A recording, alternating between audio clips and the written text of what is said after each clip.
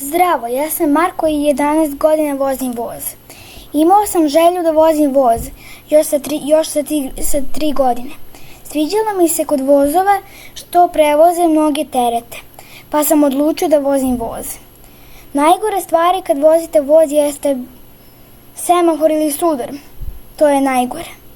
Evo, jednom sam se sudario s drugim vozom jer je skretnica bila loše nameštena i za malo, kako da kažem, moglo da se desi da neko pogine ili da ostane bez ruke.